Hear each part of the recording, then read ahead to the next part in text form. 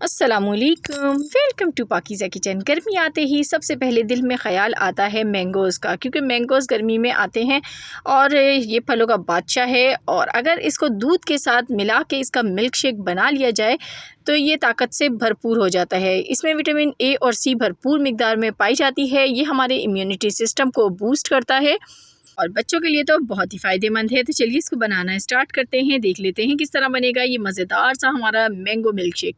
सबसे पहले तो इसके लिए आपको मैंगोज़ चाहिए होंगे, तो यहाँ पर मेरे पास मैंगोज़ हैं। तो मिल्क शेक बनाने के लिए सबसे पहले हमें मैंगोज़ दरकार होंगे। तो यहाँ पर मैंने तकरीबन 3 पाव मैंगोज़ लिए हैं और इनका जो छिलका है ये हम उतार लेंगे। कोशिश कीजिएगा मैंगो जो है आप खुशबूदार इसमें इस्तेमाल करें, जिनका टेस्ट बहुत अच्छा हो, इससे मिल्क शेक बहुत अच्छा रेडी होता है। तो इस तरह से देखिए मैंने एक प्लेट भर के और बस इसको रफली कट कर लें, इसकी बीच से गुठली को निकाल दें। इसमें से हम सारा गूदा उतार लेंगे और गूदा उतारने के बाद हम इसको डालेंगे एक ब्लेंडिंग जार में।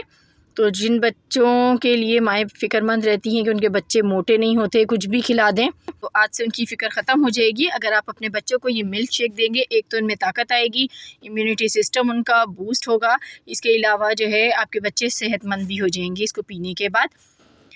तो यहाँ पर मैंने सारे मैंगोज़ को ब्लेंडिंग जार में डाल दिया है। अब इसमें जो सेकंड चीज़ जाएगी वो भी हमारी कैल्शियम से भरपूर है। तो दूध है, दूध और मैंगोज़ दोनों ही ताकत का ख़जाना है। जब ये दो चीज़ें आपस में मिल जाती हैं तो हमारे लिए एक बहुत ही हेल्दी सी स्मूदी रेडी हो जाती है। तो यहाँ पर मैंने दूध डाल दिया है, अभी मैंने आधा डाला है। पहले मैंने इसको बॉयल किया है, बॉयल करने के बाद मैंने इसे ठंडा होने के लिए रख दिया था। जब ये चिल हो गया है तो उसके बाद मैंने इसमें शामिल किया है और इसको ब्लेंड कर लेंगे। तो ये देखें हमारे पास ब्लेंड हो गया है। तो पहले हमने इसके अंदर कम दूध डाला था ताकि हमारे पास जो मैंगोज़ हैं वो अच्छी तरह से इसमें ब्लेंड हो जाए।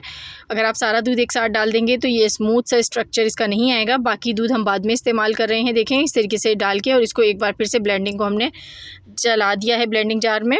और अब इसमें चीनी का इस्तेमाल करेंगे। वैसे तो मैंगोज़ मीठे होते हैं, लेकिन जब तक चीनी ना डले तब तक इसका मज़ा नहीं आता है। तो मैंने यहाँ पर 3 से 4 चम्मच चीनी के डाल दिए हैं और बस इसको डाल के हमने अच्छी तरीके से ब्लेंड कर लिया है। चीनी का इस्तेमाल आप अपने हिसाब से कम ज़्यादा कर सकते हैं।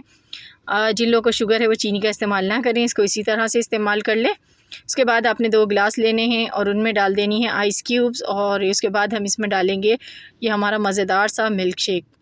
तो देखें कितना गाढ़ा गाढ़ा, कितना मज़ेदार सा लग रहा है देखने में ही। और आप में से किस किस का ये फेवरेट है मुझे कमेंट बॉक्स में ज़रूर आपने बताना है। तो ऊपर से इसको गार्निश कर लेते हैं। तो यहाँ पे मैं इसमें पिस्ते डालूँगी थोड़े से ऊपर, आप चाहें तो यहाँ बादाम का भी इस्तेमाल कर सकते हैं। तो बस ये हमारा मज़ेदार सा देखें मिल्क शेक बन के तैयार हो गया है।